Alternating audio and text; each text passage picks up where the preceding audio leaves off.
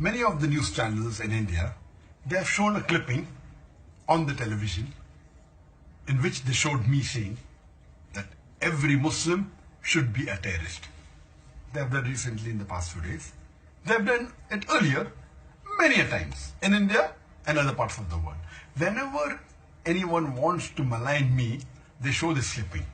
But to give you the fact, this clipping, yes, it is me saying it, but it is out of context.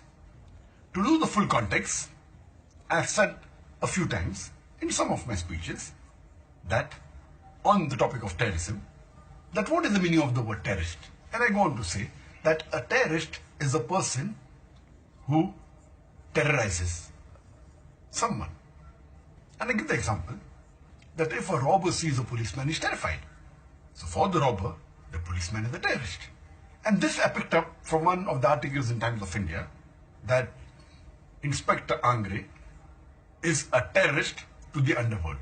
From there I got this, and I said in my speech that for the robber, the policeman is a terrorist. In this context, every Muslim should be a terrorist to the antisocial element.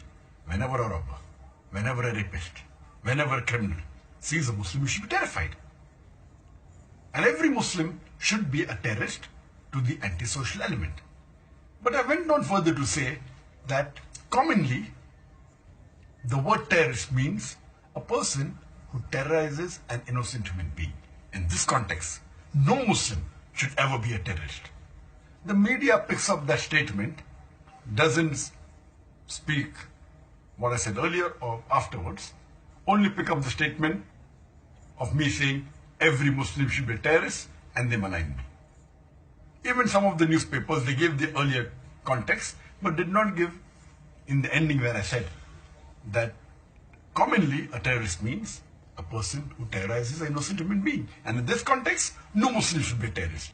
If they give the full context, no one in the wildest dream will ever think that I am promoting terrorism. This is what they do. They quote out of context and they malign me to get a better mileage. That's the reason.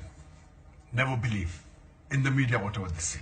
Always check up, as the Quran says in Surah Hujurat, chapter 49, verse number 6. When you get information, check it up before you pass it on to the second person. Islam condemns all acts of terrorism. Islam condemns the killing of innocent human beings.